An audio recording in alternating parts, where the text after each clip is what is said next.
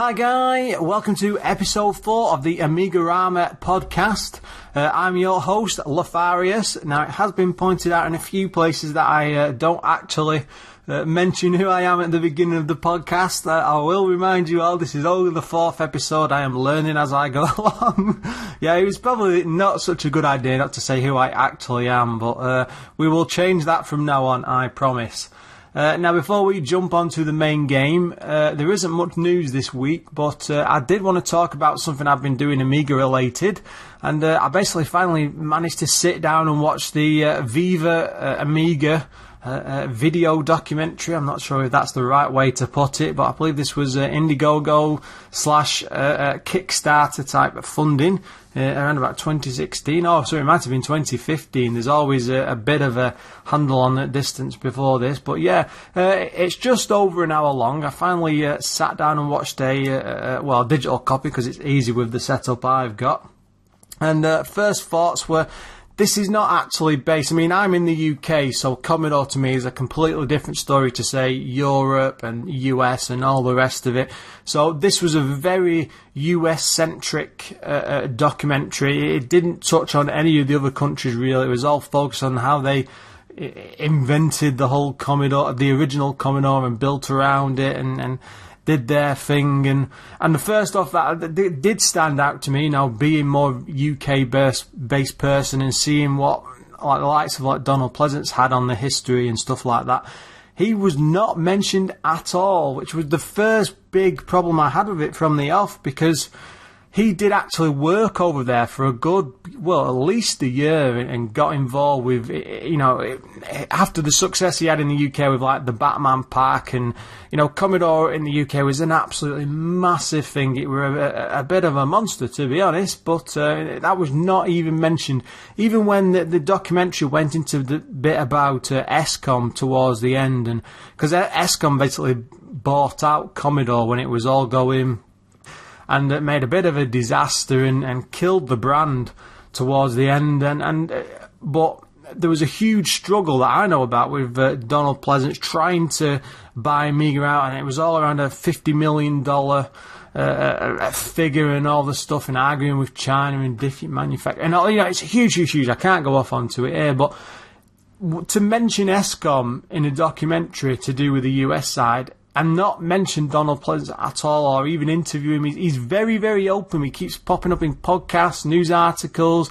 He's in a load of other documentaries, and it just seemed really weird not for him to be completely brushed past. And as soon as I started thinking about that, and I was like, well, why is he not involved? Why is another country not related to the US when they had such a controlling element? It was very, very strange.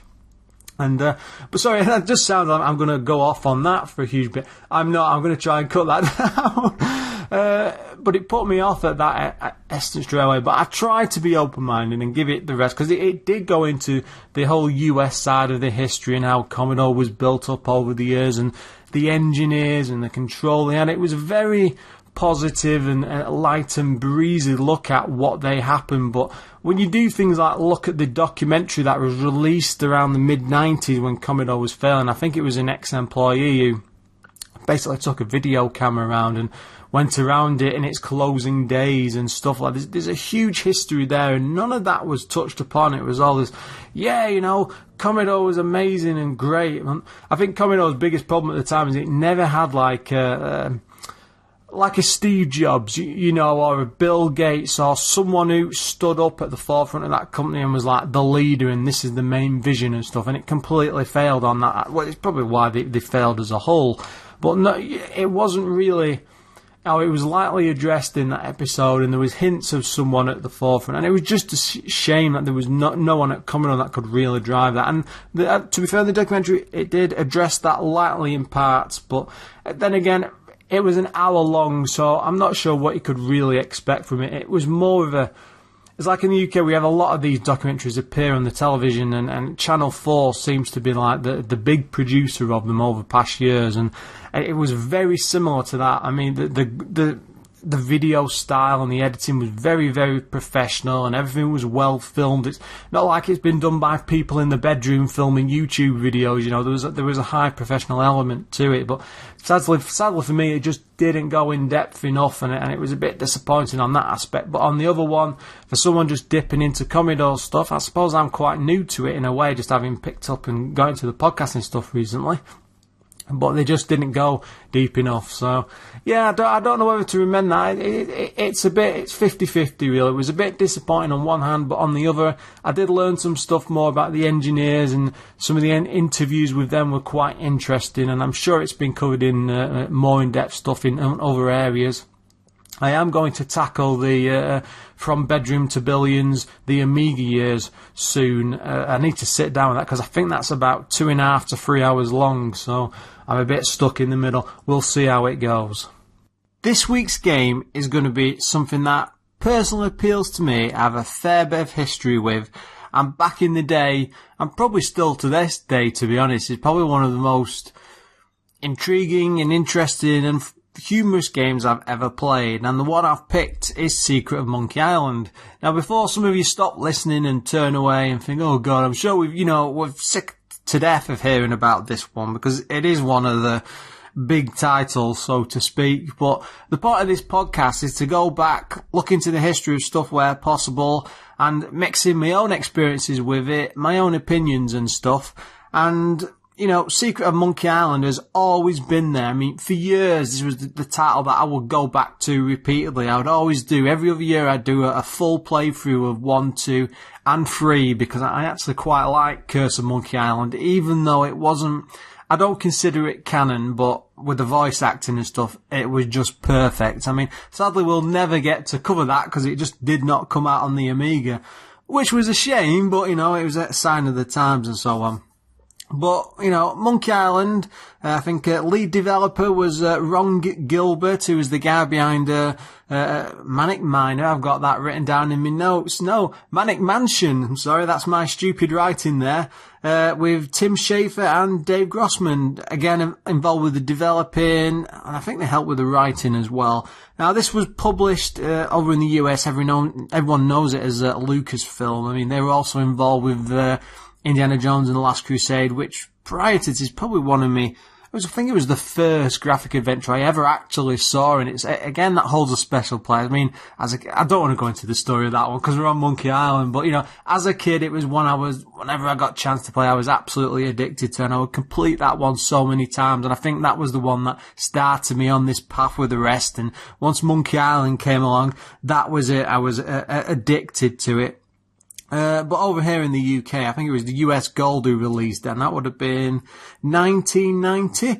Now, later on, when the game first came out, it had like text inventory, so, a bottle of beer, which is grog, would just be written down as grog, and you'd select the text, and, you'd have the use, pick up, push, pull, and etc. on the left-hand side. Now, they did change that much later on, but as far as I'm aware, and I did look into it, even when they released a Kix re-release of Monkey Island, I'm 99% sure that they didn't actually redo the icons, because on the PC port, or the VGA version, you can actually see, it's always been a VGA version, I'm just adding that on, but there is actually big colourful icons, and they're actually to match in line with how it was with Monkey Island 2, and it works really, really well, and dropping the text worked beautifully for that game because it just ups the artwork and stuff. But it's well worth. It's probably the only version you'd find today, because who plays a text inventory version where you can get the good old VGA style with the fancy graphics. But yeah, I've got a few notes here. Like, actually, the first indie game which I was going to refer that. Ron Gilbert himself said that the puzzled within that. I mean, he considers indie to be his first proper graphic adventure. They were working with a lot of Simpsons. They'd moved away from the Manic Miner. They moved away from the Manic Mansion style game. They wanted to branch out that whole system a lot more, and they started doing a lot more they practiced and developed a lot more ideas and systems and how the puzzles worked and so on in indie. And that was his first push at doing something like that. And because he had that opportunity to polish it round the edges, it made Monkey Island the actual better game, because I think there was only a year in between the development time. So it wasn't, it was all quite quick and rushed at times. If you think about it, the indie film came out in 89 and Monkey Island came out in 9. So his lips were just barely 12 months there between the two. Now, of course, as I'm sure you're all aware, the game is based around a chap called Guybrush Threepwood, who is only pretty young. I think he's about 18 and 19 in the game. He's basically a kid. He even looks like one on the cover. But he's absolutely useless. He's a typical teenager, comes along to this island, wants to be a pirate. I mean, even his name, everybody knows this, but, Guybrush Threepwood, he was named after a tool in D-Paint, which was the popular Amiga design choice at the time. Just absolutely ridiculous. And the push behind it all, because the common story is that it was all based around the Pirates of the Caribbean ride over at Disney, which there is a lot of things brought over from that, which you see. I mean, I think in particular, there's 3 guys you meet in the main town itself, and those are actually based on the pirates that were within the ride. I've never been to America, by the way, so I don't know the ride. I'm only going off what I've been told, but you can see this throughout the game, and there's also this whole, it's very much themed around that old sort of like Errol Flynn type movie, the proper pirates and the swashbucklers and all that stuff, but it works in tandem with the humour. Very, very, strange mix. It was also, I believe, the first game where they actually implemented they removed deaths. I mean, Ron Gilbert actually come out and said, he really didn't like deaths in the likes of the Sierra games. It was really soul destroying to be stuck on a puzzle and to keep dying or to walk very short distance and get killed in a trap or something like that. So he purposely went through and they pushed that side of it out, and it later became the main mantra behind Lucasfilm on LucasArts games, that you could not die in any of these graphics adventures. There is a couple of jokes within the game. There's one moment where you fall off a cliff and you think, oh God, I'm dead. And it's just a joke that'll pop up, and it actually says, you're dead. And then the graphics keep spanning down and Guybrush lands in a rubber tree, and just a picture of a tree, and it bounces and shows him slinging back up and landing on the cliff. And then it says, oh, look, how lucky you landed on a rubber tree. Stuff like that. And I think the only other opportunity to die is much, much later on in the game, where I don't want to really spoil the story, do I? Because you probably want to play the game through if you haven't, after listening to this. But you basically get stuck and thrown into the ocean and left to drown. And if you don't solve the puzzle within a certain time, you can actually die. But it's not the most complicated puzzle in the world. It's really, really easy. It's dead obvious. It's one of them. It just look really carefully about what's surrounding you. You'll solve it. But it was a really clever way of hinting and pulling deaths away, and all the future games just really, really pulled that out. I mean, he's also been quoted as saying that he had no real plan for any sort of story, which does come across in the game a bit, because it bounces from side to side in different tales, because it's all about a developing romance, or what Guybrush thinks is a developing romance, but does actually change as the story goes on. And it's all mixed into this crazy pirate theme, and ghost pirates and ghost ships and exploring and fighting with pirates and sword insults and exploring. I'm getting crazy pirate trials, crazy things like this. But they had no set idea of what they were going to do for the story, and were pretty much making it up as they went along and try to put all these funny bits in. And Ron Gilbert has actually said that he will never reveal the actual secret of Monkey Island. You never find it out in the first 2 games, which is what Ron worked on. But he did actually say on Twitter, this was about a year ago, when he was working on Thimbleweed Park, which was his Kickstarter version of a Manic Mansion type game, where he went back to the 80s and redesigned it using modern tools. And it's not turned into some 3D mess. It's really, really gorgeous, and the art style and neon flashing lights and really fancy graphics, but as if it was designed in the 80s. It works brilliant. I'd really recommend it. But, during the push for all this, he actually said in public And it was like tweeted and shared to like crazy. And he said to Disney, because they're not using the Monkey Island license anymore, he says, I will actually pay you serious money to take this back off you.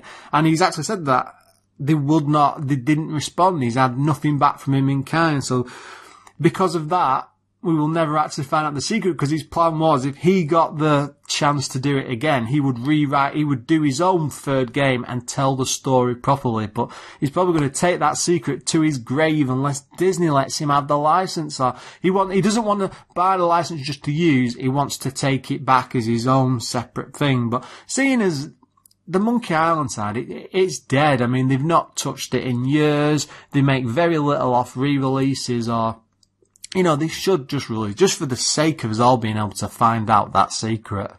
One of the biggest plus points this game has, especially when you first start out, is the music, because it's this odd mix of Caribbean and it's all on them sort of thumping instruments, and it's really soft and dramatic, and it builds in parts. And when you start out and you first see Guybrush walk onto the island, and you've heard this tune playing along, and then it just softens out when you first introduce and say, I'm Guybrush Threepwood and I'm going to be a pirate. It really draws you into that whole world and sets you off on the beginning of the adventure. But as the whole game spans out and spreads out in places, the music is still some of my favourite game music to this day. I mean, as the games have gone on, they've revisited these tunes and they've jazzed them up a bit, and I think probably Curse of Monkey Island is probably my favourite rendition of them all, because when they redo them and they expanded them, because the late 80s when they were making this, late 80s, early 90s, it was very limited in what they could do with MIDI type tools, and even I think it's still early days, so the sampling wasn't exactly amazing. But what they managed to build with that, from that little bit and then expand out later, was just absolutely fantastic. And it's still, just hearing that original tune kick in sometimes, it still tickles the back of my mind, and it just sets me off, and I just think, this is some of the greatest game music I've ever heard. That, the main title sequence of Monkey Island, where it focuses on the island and it draws in, and then the music starts, it's low and it builds and it builds. It's absolutely amazing.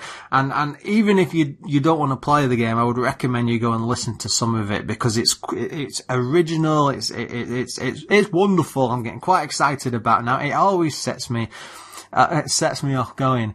Now, add to that, it was it's a bit of text, it's a bit of music, but the great thing about it is that they created this world of islands where you explore. They're absolutely huge.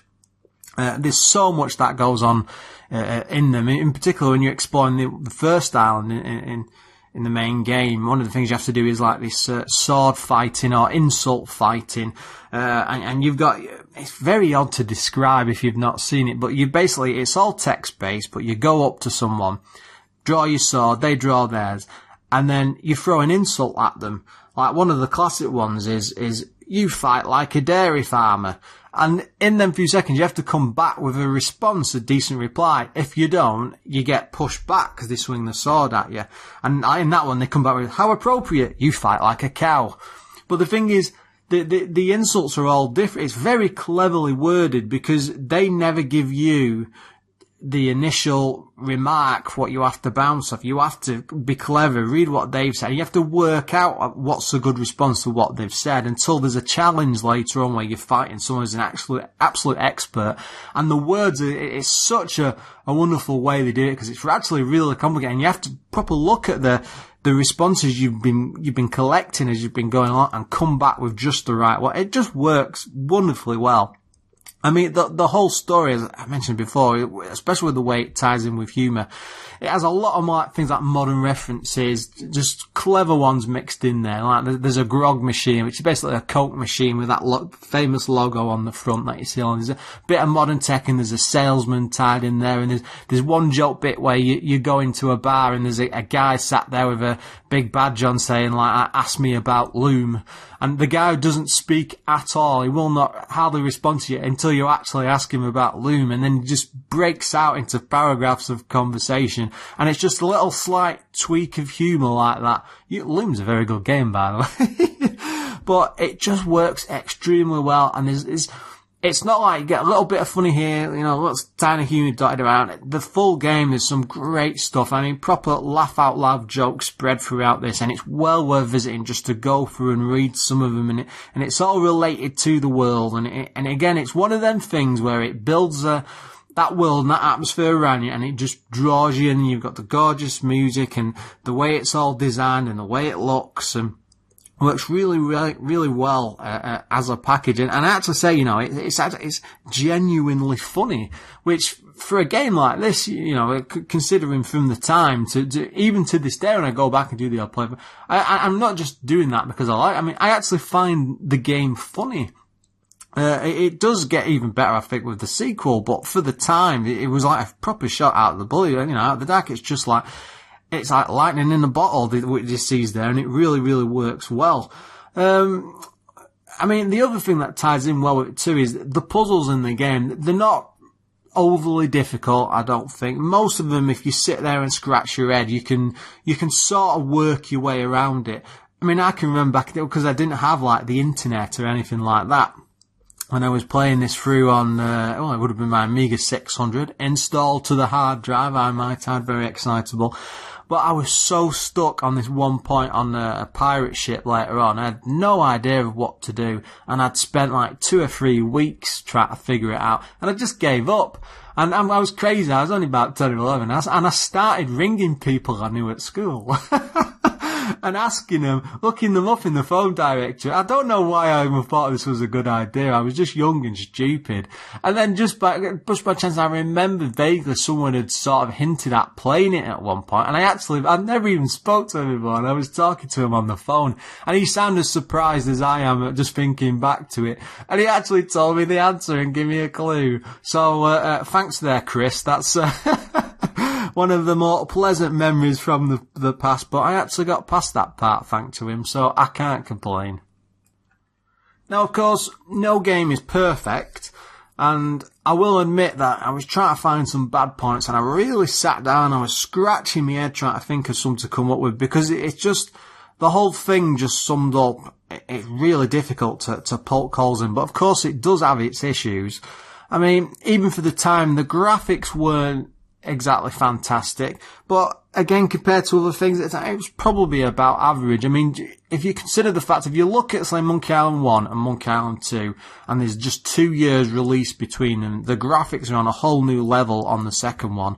But again, it was the early days, so it's not really a bad point, and I'm picking at just straw. I'm just trying to find something I can clutch up on. Now, they did do a remake of both games where they redesigned the graphics and guy-brushed this terrible wavy hair, and it's okay. As a remake goes, it was right. They got the voice actor from the third game, really good, atmospheric, and they got a really good, LeChuck voice and everything, and it worked really well. But the problem is that the animation on Guybrush just didn't work, and it didn't look as good as you want it. They did improve it with the second game. It was a bit better, and the hair sort of went. But the first game really suffered from it, and I would hope if anyone ever tackled that again, they would redo the graphics in make it more suitable with what the first one should have actually, what it should have actually been. Now, the Amiga version does have a bit of a problem because, that I said before, it uses a text inventory, which is fine when you're playing the game, but it could have really done with the icons at the bottom, because when I played that much later, it improves the game greatly, because you're not reading through something and then trying to think of things to link a word to. You look at an icon, you see the rubber chicken there, you think rubber chicken with a pulley in the middle. That's a big joke from the game from later on, but, you look at it in the picture, you see it's got the pulley in the middle, and then you see a rope, and then in your brain, it just clicks, oh yeah, that's where it goes. Whereas you're reading a bit of text, rubber chicken with a pulley in it, it just doesn't stand out as much. Maybe that helps with actually stretching the game out a bit more, because it becomes more of a logic puzzle then. One of the other things, of course, one of the problems with it is the sword fighting, although it's quite good, it does have a problem, because what you're effectively doing is you're having to bounce back forth between pirates, which is okay for a while, but some of the replies that they give you, which you absolutely need to get through the main trials to defeat, like, the sword master of Melee Island, is you have to pick the right result or you lose against her, and she absolutely kicks your butt. But in order to get them all, you have to keep meeting pirate after pirate after pirate on the main Melee Island map and waiting across road, and they'll come walking down and they'll meet you and start a fight. And sometimes it can take probably 10, maybe 15 minutes of just waiting and restarting fight after fight. It becomes a bit tedious, a bit annoying, but again, I thought it light-hearted enough and enough humour just to keep you pushing on and stuff, because even they comment on it as it's going on a bit, like, oh, well, you're good enough to fight the Swordmaster, and you sat there thinking, no, I'm not, I need some more. But yeah, I mean, I'm really struggling to find issues with it, because every time I try and think back through games that might be problematic, I've just got such this like golden aura of, God, what a great game that was, and really I'm struggling. But yeah, let's move on. I'm sorry, I can't think of any more, but you know, my final thoughts on it. As you can probably tell, it's one of my all-time favourite games, and it's not perfect, it's not amazing. The story's pretty funny, it's pretty great. I think the second game just went the extra mile. It did even more things and made everything just absolutely wonderful. But it built off this. This is a proper, funny, solid foundation with a pretty entertaining story. You know, it's well worth going back to. The humour in it that's probably why it stuck with me for so many years, because if you have like a bland, boring character or bland people, NPCs that you meet, it's like, I mean, I must have put about probably 100 hours back in the day into something crazy like Oblivion on the Xbox 360. And thinking back to that now, and it's probably about 10 years later, 10 years later, I can't tell you next to anything beyond the main character, the Emperor in the game being Patrick Stewart, who dies in the first 5 minutes. And because nothing really stuck with me, none of it stuck out, but like the governor of Melee Island, the pirate characters, the pirates you meet on the ship, the voodoo lady, LeChuck, his pirate, all these characters just come crashing into my mind, and it's all because they've stuck, because they were well-developed characters and they were humorous and funny. And it's one of my biggest annoyances that it never got that proper third game, the Ron Gilbert linked story game. And even to this day, I can't tell you I couldn't even count how many times I've replayed this, because it's gorgeous. Just go out there and play it and stop listening to me. You should be playing Monkey Island. Anyway, guys, what perfect time to finish there. I hope you enjoyed this podcast, and I think we're improving episode by episode. By all means, help us out, leave a comment, or in particular, leave a review on the iTunes store, because we are going quite strong on there now. Each episode is getting bigger and bigger, and the numbers seem to increase, which is always a good sign. If you want to drop a line or contact me, in particular, I'm after suggestions for future games to tackle, because I will take a good close look at them and try and find out some history and stuff. And we'll see what we can come up with. Just go to it's facebook.com/AMIGArama. Stick a comment on there. Any suggestion I do, I will either reply or I'll definitely take a look at it if you think something suitable for the podcast, and we'll get back to it. Anyway, guys, thanks for listening, and look forward to another episode soon.